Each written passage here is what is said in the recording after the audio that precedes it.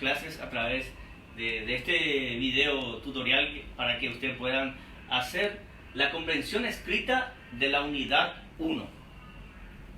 La capacidad de desarrollar son: reconoce la intención comunicativa del emisor en textos leídos, reconoce el sentido o las ideas que transmiten los recursos literarios, reconoce el tema a partir de la identificación de palabras claves.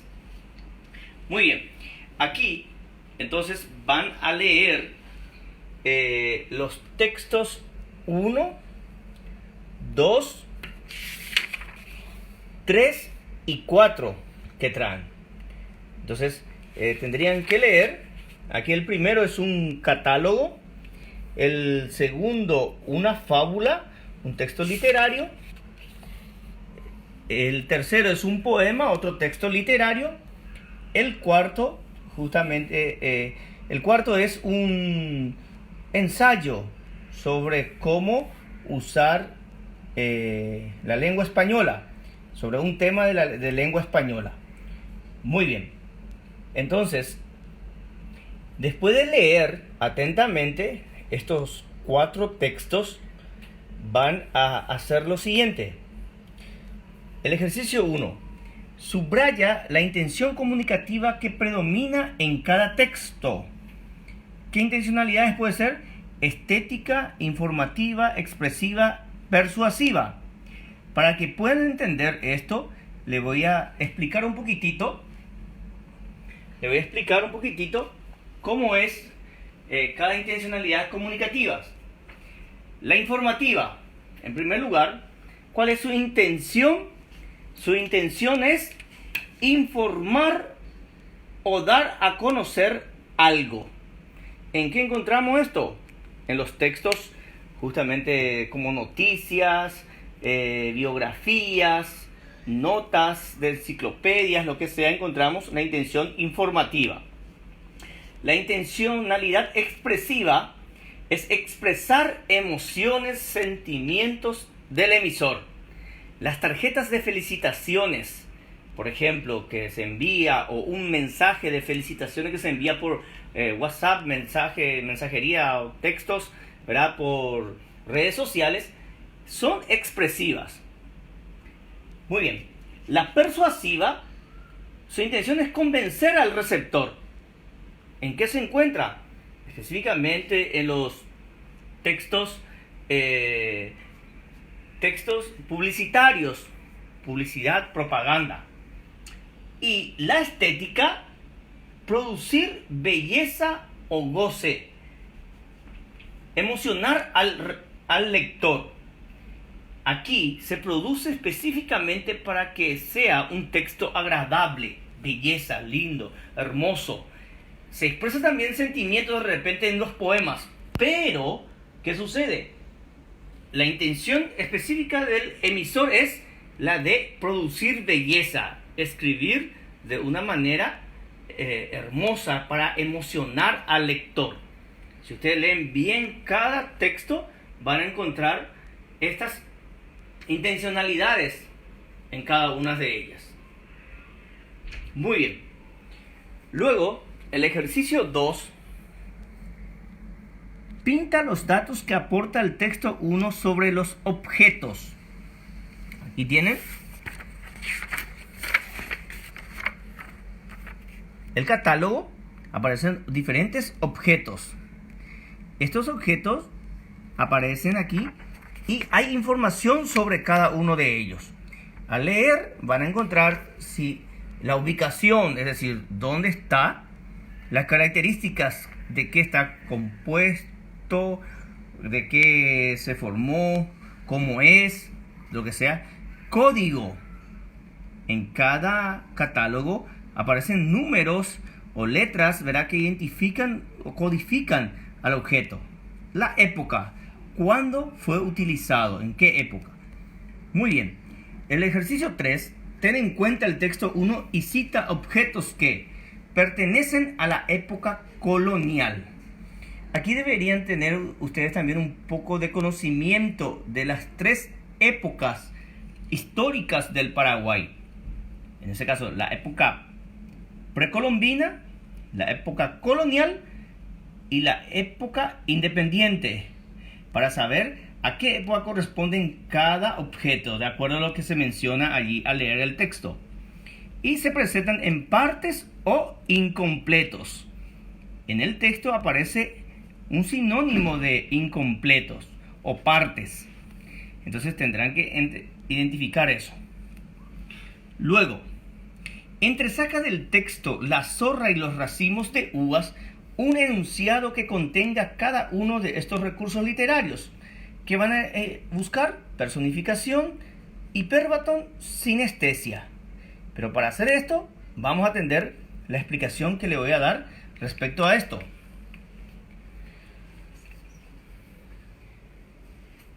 Los recursos literarios, vamos a atender acá. Personificación. ¿Qué es la personificación? La personificación es dar cualidades humanas del ser humano a animales o a seres inanimados. Por ejemplo, tenemos aquí, la zorra pensaba. ¿Cuál es la cualidad humana? Pensar. Los animales no piensan. Entonces, esto constituye una personificación. No confundir personificación con, de repente, animalización. Por ejemplo, si yo digo, mi libro vuela,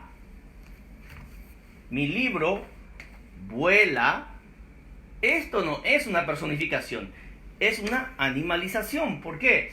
Los seres humanos no volamos. Bien, el siguiente recurso literario es el hiperbatón. Para entender el hiperbatón, vamos a recordar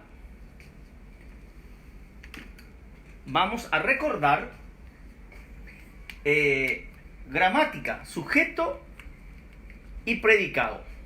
Bien, en el hiperbatón las palabras están, por decirlo así, desordenadas. No están ubicadas como sujeto, verbo y predicado, sino que primeramente aquí vamos a ver que el sujeto de esta oración, las uvas, está después del verbo. Y generalmente está primeramente el sujeto, luego el verbo. Aquí está sujeto, verbo y complemento. Entonces, se invirtieron aquí el orden de las palabras. Por ese motivo tenemos lo que se llama hiperbatón. Verdes estaban las uvas. O yo puedo decir, estaban verdes las uvas. También puedo decir, también resulta un hiperbatón. Muy bien. Luego, la sinestesia. Deliciosas y perfumadas uvas verdes es una sinestesia. ¿Por qué? Porque aquí hay una combinación de imágenes sensoriales. Las deliciosas corresponden a la imagen gustativa y perfumadas a la olfativa. Cuando se combinan entonces dos imágenes que se refieren a un mismo elemento, en este caso uvas, deliciosas y perfumadas uvas verdes, nuevamente otra característica, tenemos aquí imagen visual. Entonces se combinan más de dos imágenes sensoriales. Muy bien, entonces en el ejercicio de la página 11,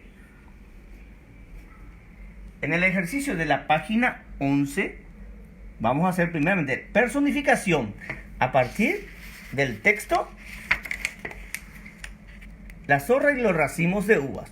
Estaba una zorra con mucha hambre, y al ver colgando de una parra unos deliciosos racimos de uva, quiso atraparlos con su boca. Mas no pudiendo alcanzarlos a pesar de sus esfuerzos, se alejó diciéndose: ni me agradan, están tan verdes. Nunca traslades la culpa a los otros de lo que no eres capaz de alcanzar. Entonces, la personificación, ¿cuál sería allí? Estén bien atentos. Luego, un hiperbatón. Una oración.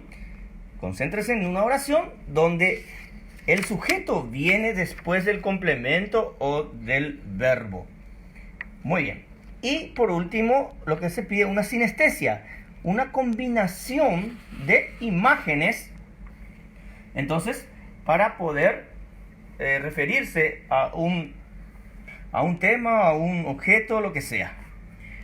Muy bien. Pero también en su libro tienen ustedes la metáfora que dice: se establece una relación de semejanza entre dos términos sin el uso de la palabra comparativas. En algunas metáforas se sustituye uno de los términos por el otro. Por ejemplo, dice: tañe mis pulso dolorida plata. Aquí, eso se refiere a la voz. La voz. Aquí, la voz, tañe mis pulso dolorida plata, se refiere a la voz.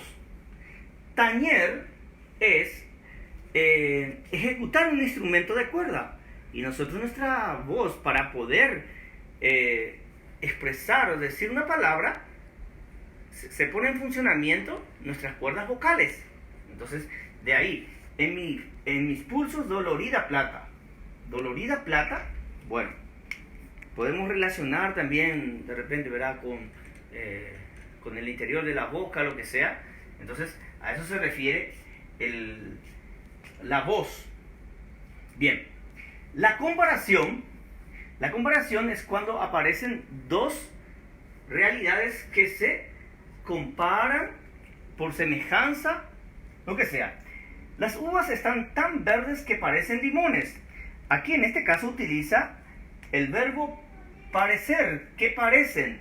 Esto indica una comparación. Aquí se puede tener, tan verde, puede ser como limones también. Otro enlace comparativo, utiliza la comparación. Y por último, veremos hipérbole. La hipérbole es una exageración cuando se aumenta o se disminuye algo en forma exagerada. Aquí, por ejemplo, tenemos en el libro, ustedes tienen, y aquí yo copié: las uvas están tan altas como el cielo. Hay una exageración de la altura, ¿verdad?, de las uvas. Muy bien, entonces eso sería para poder realizar tanto estos ejercicios como también este ejercicio.